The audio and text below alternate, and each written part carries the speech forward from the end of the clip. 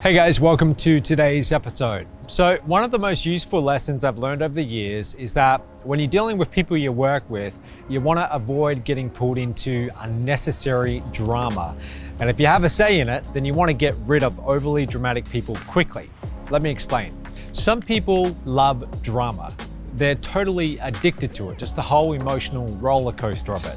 They always have a story to tell you about who said what about this other person or who offended them that morning. They always have something to say, and they love telling anyone who will listen about this whole dramatic episode, especially other people, because then they can both relive the whole drama. Now, do you know anyone like this?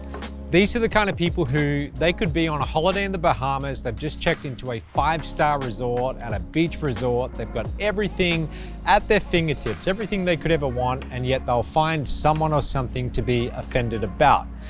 Now, perhaps you can tell this video is inspired by recent events. I wasted well over 4 hours the other day just getting pulled into some drama between a couple of people, and it wasted a lot of time and energy. So here's what happened. I had person A over here, and they got their feelings hurt by person B over the way that they were spoken to. So person A wants me to confront person B. Person B, who I just met, feels the same way about person A. Now I'm midway through a deal with person B, and the truth is, I'm not really a fan of them either, but I know the deal will soon be over. So I've got two options. I can blow up the whole deal so person A can feel better, or I can just let it go, get the work done with person B, and then be done with it forever. What would you do?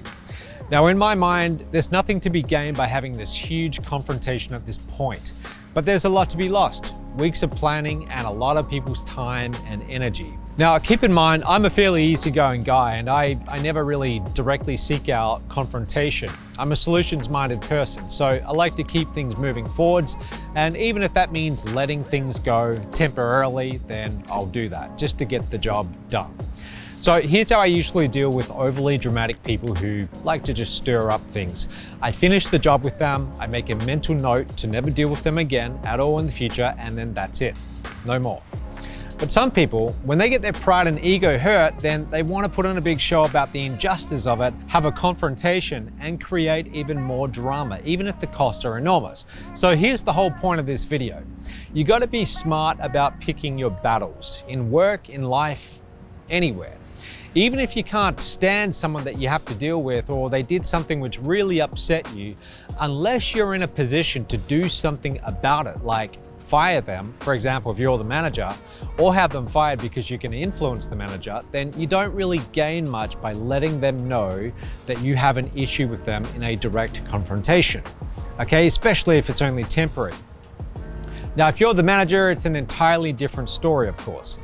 In that case, you should remove these kind of overly dramatic people swiftly, even if they're a top producer or they're going to create a lot of damage inside the organization. But if you're not the manager and you have to work with this person, then just remember that famous line from the movie Godfather.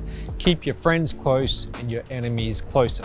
Now, in this context, what that means is if you have a problem with someone and you're working with them, it's only going to be temporary anyway, then it really makes no sense to have a big confrontation and let them know your true feelings about the whole situation for a temporary gain of feeling better with your ego or out of pride.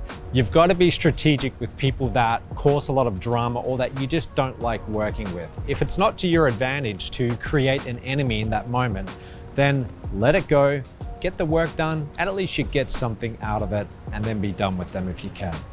Now, on a related note, I just got done filming another course. I've actually been filming all day in the seminar room here in Costa Rica, and the trainer that we have, he's an incredible communicator. And this kind of thing that I'm talking to you about right now, he's much better at it than I am, and he's got a lot more experience just dealing with it in the workplace. And I'm talking about communication in general.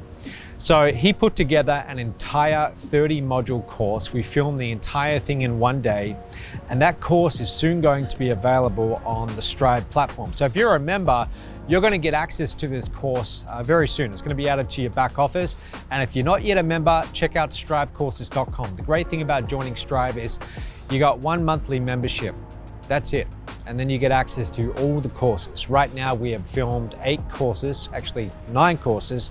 We're filming the 10th tomorrow, and we're going to be filming a lot more. So every time a course gets done, it gets added to the back office and you will get access to it as a Strive member.